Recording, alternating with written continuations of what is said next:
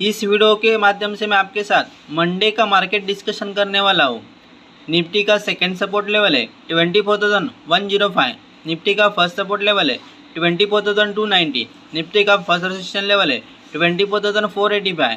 Nifty का second resistance level है 24,645। Bank Nifty का सेकंड सपोर्ट लेवल है 53,845। बैंक निफ्टी का फर्स्ट सपोर्ट लेवल है 54,600। बैंक निफ्टी का फर्स्ट रेजिस्टेंस लेवल है 55,655। बैंक निफ्टी का सेकंड रेजिस्टेंस लेवल है 56,255। मिड कैप निफ्टी का सेकंड सपोर्ट लेवल है 12,085। मिड कैप निफ्टी का फर्स्ट सपोर्ट लेवल है 12,335। मिड कैप निफ्टी का फर्स्ट रेजिस्टेंस लेवल है 12,725। मिड कैप निफ्टी का सेकंड रेजिस्टेंस लेवल है 12,940। सेंसेक्स का सेकंड सपोर्ट लेवल है 79,220। सेंसेक्स का फर्स्ट सपोर्ट लेवल है 79,670। सेंसेक्स का फर्स्ट रेजिस्टेंस लेवल है 80,150। सेंसेक्स का सेकंड रेजिस्टेंस लेवल है 80,480।